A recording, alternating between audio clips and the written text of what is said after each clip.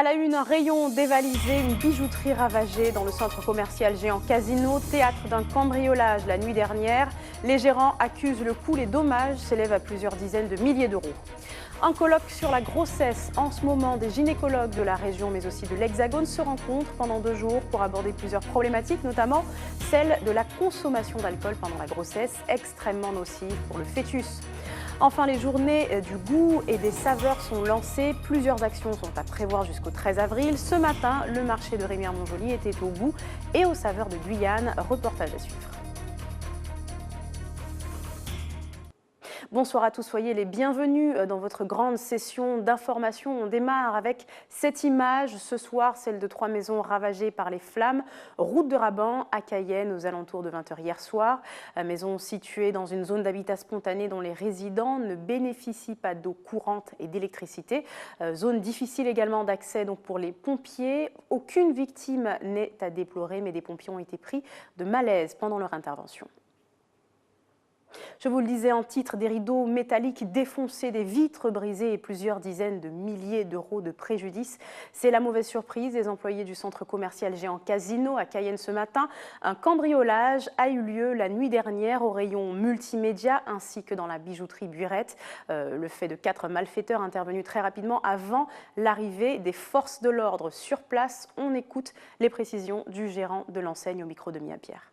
Visiblement, les voleurs ont opéré très vite, donc les policiers n'ont pas le don d'ubiquité, mais ils sont arrivés très rapidement, la BAC était là, ainsi que les agents de la société de surveillance. On n'a plus de quoi travailler là, puisque vous avez vu dans quel état sont les vitrines. Les voleurs n'avaient qu'à ouvrir les tiroirs, les glissières et prendre, ils ont cru que c'était intelligent de casser, ils étaient en panique quoi, simplement, ils ont voulu casser pour casser.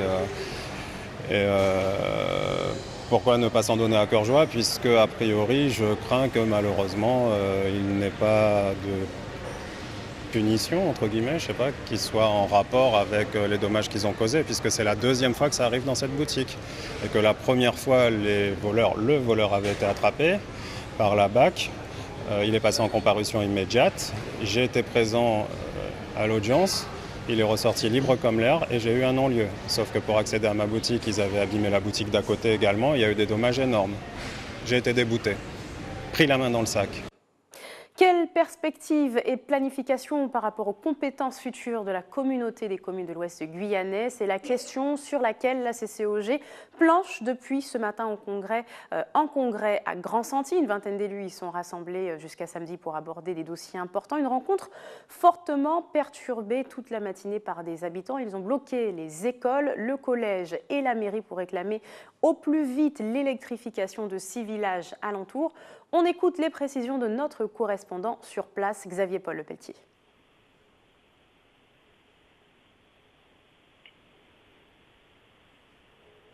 Alors Xavier Paul Lepelletier, je ne sais pas si vous nous entendez, mais expliquez-nous donc l'ambiance ce matin. Oui, Kessie, ce matin, en apprenant la tenue du conseil communautaire de Grand-Santi, en présence des médias ainsi que des cadres de la CCOG, une partie des habitant les hameaux ont décidé de bloquer donc les points stratégiques de la ville, à savoir la mairie, sa salle polyvalente, l'école élémentaire ainsi que la déchetterie où demain devraient être présentés des équipements permettant le recyclage. La situation a pu être débloquée un peu à midi, un protocole a été signé. Je vous passe Léon Bertrand qui va pouvoir vous donner les détails de ce protocole. Merci. Bonsoir Léon Bertrand. La situation en signant un protocole d'accord avec les représentants de la population qui finalement ont profité de notre visite et de notre séminaire, sachant qu'ils avaient des gens qui pouvaient prendre des décisions. Mais je leur ai simplement rappelé qu'une délibération avait déjà été prise d'ailleurs pour pouvoir leur apporter des solutions aux problèmes qu'ils mettaient en avant. C'est ainsi que nous allons donc relier le château d'eau à l'extension globale de la ville. Nous allons aussi relier une ville, ou plutôt un grand écart qui s'appelle Anacondé. Et entre Anacondé et le bourg de Grand-Santi, il y a 4 ou 5 écarts qui seront là aussi alimentés. Donc il fallait que nous apportions ces affirmations pour que la situation puisse se détendre. Ce qui s'est passé après une grande réunion qui s'est tenue en salle polyvalente, et tout le monde a signé ce protocole et les choses sont entrées dans l'ordre aujourd'hui. Le congrès va donc pouvoir avoir lieu désormais. Alors le congrès s'est poursuivi tout de suite. Nous sommes en train d'y travailler toujours d'ailleurs sur les thèmes que vous avez évoqués tout à l'heure, planification, perspective, mais nous avons surtout aussi voté nos 3 budgets, le budget principal, le budget du port de l'Ouest et le budget de l'immobilier d'entreprise. Nous avons voté les comptes administratifs et nous avons bien entendu préparé aussi certains sujets qui méritaient effectivement que l'on puisse y approfondir, comme par exemple la PPE que nous verrons demain et d'autres sujets d'importance. Nous y reviendrons bien sûr plus en détail. Merci en tout cas Monsieur Léon Bertrand d'avoir été avec nous. Merci également à notre correspondant Xavier Paul Lepelletier sur place. On poursuit avec la fibre optique qui trace son chemin en Guyane. Depuis le lancement du plan national très haut débit lancé en 2011, l'opérateur Orange a déjà raccordé 200 foyers clients situés entre Chaton et Zéphyr sur la route de Montabo. La deuxième phase, c'est-à-dire Remire-Montjoly, devrait démarrer avant la fin de cette année. Le projet en tout devrait aboutir d'ici 2021. On écoute Chantal Maurice, directrice régionale Orange Caraïbes. Les premiers secteurs sur Cayenne qui ont déjà donc de la fibre optique se trouvent route de Montabo entre Chaton et la cité Zéphyr, donc de part et d'autre, donc la Coulée d'Or, la Zaki-Biscus. Et nous allons attaquer en fait tout le secteur de centre-ville de Cayenne, Palmiste, ensuite rénovation urbaine, Cité Mirza, les Manguiers, donc Mango, tout ce secteur donc à partir du deuxième semestre de 2016 et Remire-Montjoly également, Parc Lindor, Âme-Claire d'ici fin 2016. Donc chaque année, il va y avoir en fait des lots de logements qui vont être rendus raccordables à la fibre optique. Donc sur une durée de 5 ans. Donc avec un rythme annuel de 1 lot par an, voire 2 lots, quand ça sera possible. Nous avons aussi par exemple décidé de ne pas nous arrêter forcément qu'à Cayenne et Remire. C'est que les nouveaux quartiers qui seront en construction où il n'y a pas encore de téléphone, eh bien, plutôt que de mettre de la fibre optique, que de mettre du fil de cuivre, eh bien, nous irons directement en fait en fibre optique. Ce qui permettra par exemple à la ZAC de Concorde à Matoury d'avoir de la fibre optique alors que Matoury n'est pas en zone Restez avec nous, dans quelques instants nous partirons en Martinique où le mauvais temps rend le travail des coupeurs de canne bien difficile. Les terrains sont boueux et presque inaccessibles, de quoi retarder la coupe en pleine période de récolte. Et puis nous goûterons aux saveurs guyanaises à l'honneur ce matin au marché de Remire-Montjoly dans le cadre de la Semaine du goût. Reportage à suivre dans quelques instants. Mais d'abord, nous vous l'annoncions hier, le maire de Morne-à-l'Eau en Guadeloupe est décédé à l'âge de 65 ans des suites d'une longue maladie. Réélu en mars 2014 à la tête de la commune, Jean-Claude Lombion était aussi président de l'Association des maires. Les hommages se multiplient pour saluer plus de 40 années de militantisme. Nathalie Zinan et Moïse Dexter. L'annonce du décès de Jean-Claude Lombion, maire de Morne-à-l'Eau et président de l'Association des maires, a provoqué une vague de tristesse dans sa commune, mais aussi au sein de la classe politique. Elle ne tarit pas d'éloges sur celui que l'on qualifiait de militant caribéen. À ses côtés depuis de nombreuses années, son chauffeur, comme bien d'autres de ses proches, ne trouve pas les mots pour témoigner de sa douleur. Je suis très touché parce que ça fait un moment qu'on travaille ensemble. Et c'est un gars qui était très respectueux envers ses collaborateurs. Parce que c'est un homme qui avait beaucoup d'ambition pour Morne-à-l'Eau. Ah oui, beaucoup de projets pour Morne-à-l'Eau. On savait qu'il était malade, mais on ne s'attendait pas à son départ aussi brusquement. Discret, pragmatique, tenace, homme d'engagement et de conviction, Jean-Claude Lombion a livré en 2014 son dernier combat lors des municipales. En 2005, quand Julien Chauvignot démissionne, il est installé dans le fauteuil de maire, puis élu au suffrage universel en 2008 et en 2014, au terme d'une fusion avec le GUSR. Frappé par la maladie, c'est son premier adjoint qui conduisait les affaires depuis 1 an. Il le savait malade, mais ne s'attendait pas à cette disparition brutale. Jean-Claude Lombion, c'est un ami d'enfance. Nous avons été à l'école ensemble, nous avons grandi ensemble. En 2008, tout naturellement, il m'a appelé pour être son deuxième adjoint.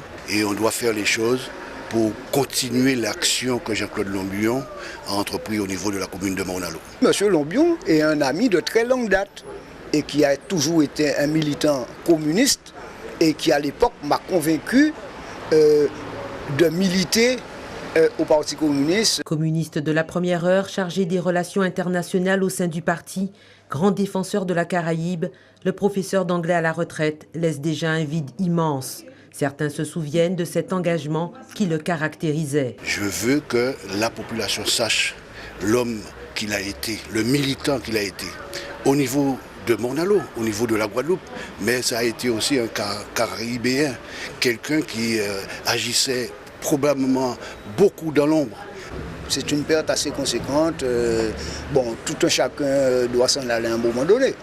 On ne s'y attendait pas tout de suite, quoi.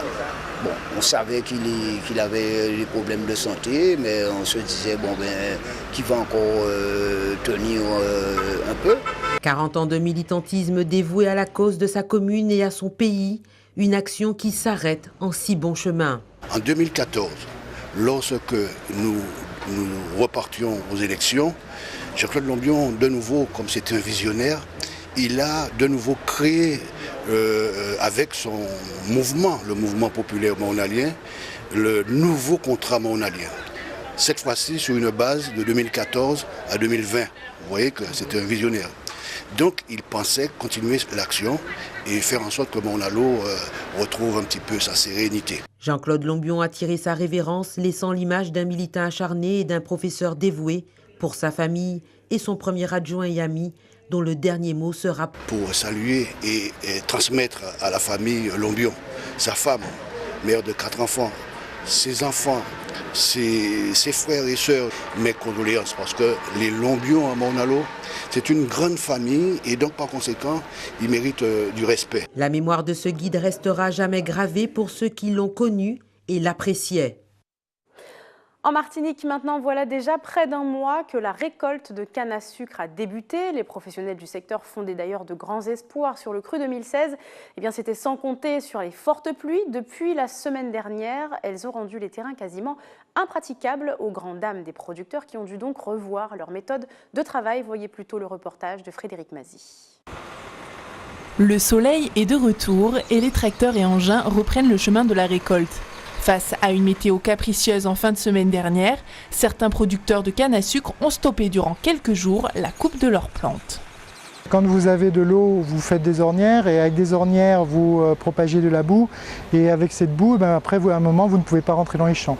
Et non seulement vous ne rentrez pas dans les champs, mais vous écrasez les tiges de canne, les souches, vous pouvez les emporter et vous abîmez votre terrain. Pas de consignes données par le centre technique de canne à sucre. Chaque producteur adapte sa récolte. Ça peut être souvent par rapport aussi à la topographie du terrain et à la pluviométrie, puisque on est quand même sur une île et on a des contextes pédoclimatiques très variables qui font qu'on puisse bien récolter ici et que ça ne soit pas possible sur le Morne à côté. Donc c'est très variable sur une petite île comme la nôtre. Un ralentissement de la productivité avec des conséquences économiques. Rien qu'à la sucrerie, le constat est sans appel. On dénombre 5 à 6 000 tonnes de moins de canne à sucre au même nombre de jours de récolte que l'an dernier. Cette baisse de rendement, cette baisse donc de sucre à l'hectare, donc de rendement en fabrication de sucre, en fabrication d'alcool, on grève des marchés et on prend des risques sur l'avenir. C'est-à-dire qu'on n'a pas de marge de manœuvre. Avec le risque que le produit, le prix de revient remonte, donc le prix devienne plus cher, alors que pour se positionner, souvent on a besoin aussi d'être avec des prix qui restent assez stables. Il est encore trop tôt pour faire des prévisions sur la récolte 2016.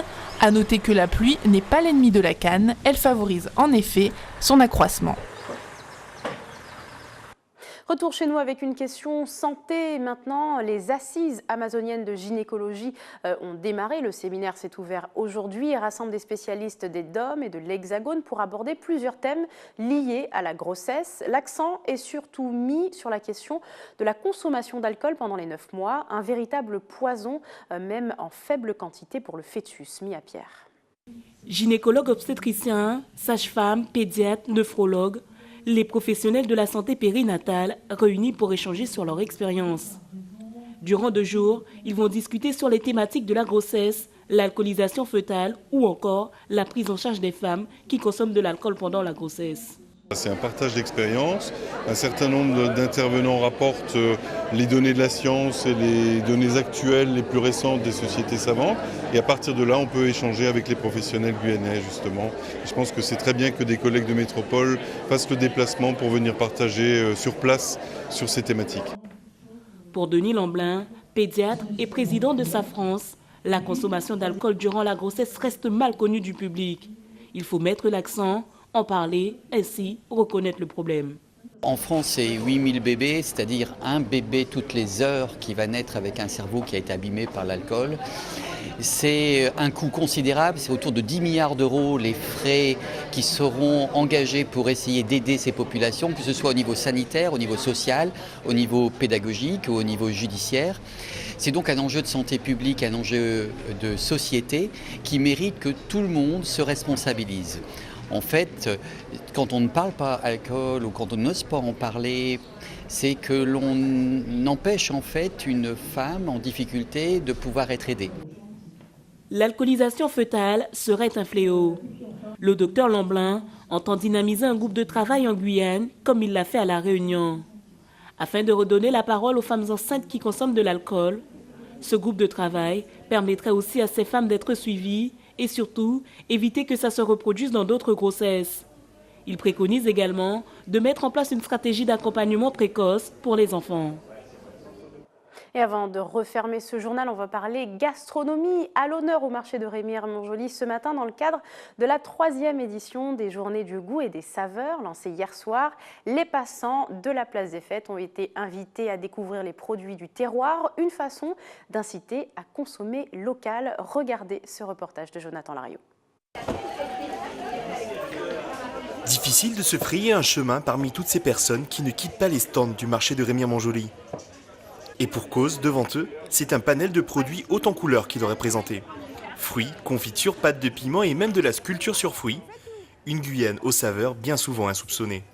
On essaye de faire un dérivé et par exemple, le paripou. Je vous présente aussi la crème de paripou que tout le monde connaît à manger comme une petite châtaigne.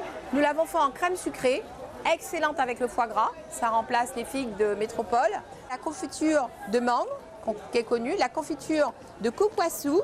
C'est une découverte parce qu'en fait, j'ai découvert, j'ai pour habitude d'utiliser les feuilles du jardin, mais c'est la couleur que je n'obtenais pas, cette couleur rose.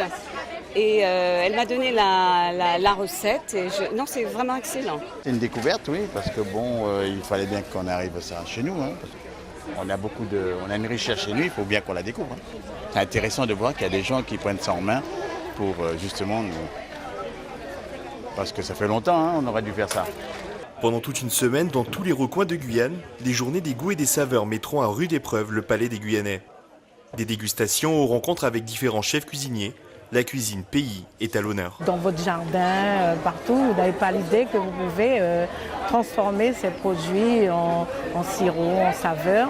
Et ces journées sont là aussi pour ça, pour permettre à toutes ces personnes lambda de dire que dans votre jardin, il y a certainement des produits où vous pouvez transformer. Et les journées sont faites pour ça. Et ces journées sont surtout là, à la rencontre des professionnels qui sont justement spécialisés dans la transformation. Et pour beaucoup, le choix sera très vite fait. S'essayer à toutes les gourmandises que propose la Guyane ne leur posera aucun problème. Et pour parler justement de ces journées du goût et des saveurs, je rejoins maintenant notre invité ce soir, Rolande Chalcot-Lefebvre. Bonsoir. Bonsoir. Merci d'être avec nous. Vous êtes donc vice-présidente à la CTG, déléguée à la culture. On va aller un petit peu plus loin sur ce thème des journées du goût avec vous. C'est une semaine donc annuelle, oui. Donc, qui intervient depuis 3 ans maintenant. Et puis c'est surtout l'occasion de mettre en lumière la cuisine locale, les chefs, et puis aussi, quand même, les produits du terroir, finalement. Tout à fait, tout à fait. Ce matin, comme vous l'avez dit sur votre reportage, nous avons mis à l'honneur tous ces produits et faire un bien-être à tous ces agriculteurs, ces producteurs. Donc, les journées sont là pour ça. Voilà, justement, finalement, j'avais envie de vous demander quel est l'objectif. Est-ce qu'on a besoin, pour soutenir les agriculteurs, pour soutenir peut-être de manière générale la cuisine guyanaise, est-ce qu'il faut ramener comme ça les traditions, les produits? Est-ce que c'est oublié aujourd'hui? Non, non, il faut les mettre en valeur chaque année parce qu'il faut aussi valoriser tous ces professionnels de l'agriculture, de la pêche, les lycéens. Il faut les mettre en lumière parce que souvent, c'est vrai, quand on mange on déguste, on savoure, mais on ne sait pas souvent d'où ça vient. Et là, c'est le moment. Et en reformulant d'une autre manière, est-ce que peut-être il faut rappeler aux Guyanais quels sont les goûts de chez eux, quelles sont les saveurs de chez eux? Est-ce que c'est ça Oui, c'est ça, les goûts de chez eux, les goûts d'ailleurs, puisque nous sommes aussi sur Maripasoula, sur Apatou, sur Saint-Laurent. Donc vraiment. Et il y a même des invités cette fois. Oui, il y a des invités qui. Non, cette année, nous n'avons pas pris d'invités. Nous avons essayé de rester local. Donc, nous avons pris un parrain, François Duboulet, donc, qui est là pour représenter vraiment la Guyane. Donc vraiment, on reste sur la Guyane pour cette 3e édition. Donc, il y aura plusieurs ateliers découvertes, il y aura aussi des restaurants éphémères. Oui. Donc finalement, qu'est-ce qui va être le temps fort de ces journées du goût? Mais le temps fort, c'est surtout les conférences, les colloques, entre le 11, le 12 et le 13. Donc on attend beaucoup de monde dans la salle plénière de la CTG afin de parler autour des goûts et des saveurs. On va parler aussi de tout ce qui est remèdes, créoles, de nos gangans. Nous allons vraiment parler de tout ce qui concerne la gastronomie guyanaise et garder notre patrimoine. Et tout à l'heure, justement, vous évoquiez des déplacements dans les communes. Oui. Donc, on aura Sinamari, on a Saint-Georges. Nous avons Mana demain, parce que nous allons avoir un jury. Donc, il y aura un collègue qui va représenter la CTG pour participer au jury. Et ce soir, il y a Saint-Laurent. Il y a le marché nocturne de Saint-Laurent. Donc, j'invite toute la population de Saint-Laurent à y aller. Donc, les élus vous attendent, les professionnels, les lycéens. Donc, faites vivre ce marché. Finalement, l'idée, c'est aussi de souligner comme ça les traditions très locales, c'est-à-dire à l'échelle de Cayenne, à l'échelle de Saint-Laurent, à l'échelle de Saint-Georges, etc. C'est un petit peu ça aussi, oui, c'est les journées du goût. Parce que la CTG, c'est aussi être sur tout le territoire. Donc, pourquoi pas parler de gastronomie pour faire tout le territoire. Voilà. Il y aura donc des scolaires pendant toutes ces journées. Oui. On se souvient bien sûr des lycéens de Melchior qui ont une formation spéciale, évidemment, et puis qui participeront aussi des professionnels qui jouent de plus en plus le jeu. Ah oui, tout à fait. Vous avez vu, ils ont défilé dans les rues hier avec nous. Donc, les professionnels sont vraiment impliqués. Et lundi, justement, nous avons un colloque avec les professionnels pour parler de l'avenir de la gastronomie guyanaise. Donc, ce sont les restaurateurs, les hôteliers, les hôteliers. Les personnels de cantine aussi. Oui, en fait, les personnels de cantine ont été mis à l'honneur hier parce qu'ils sont souvent dans l'ombre. Donc, hier, on a quand même fait en sorte qu'elles sortent de leur cuisine et leur donner un prix. Finalement, ce sera une petite semaine difficile pour la ligne, non? Oui, mais aussi une semaine de connaissances et de bien-être et de savoir que la gastronomie aussi, ce n'est pas que manger, mais c'est aussi savoir ce qu'on mange. Et voilà. Et bien sûr, conserver le patrimoine culturel guyanais, comme vous le disiez. Oui, parce que tout pays, sa culture, c'est déjà un patrimoine. Il y a ses chants, ses musiques, mais il y a aussi la gastronomie. Merci en tout cas, Madame Chalco-Lefebvre, d'avoir été avec nous. Ne bougez pas, nous, on se retrouve tout de suite pour l'information nationale et internationale.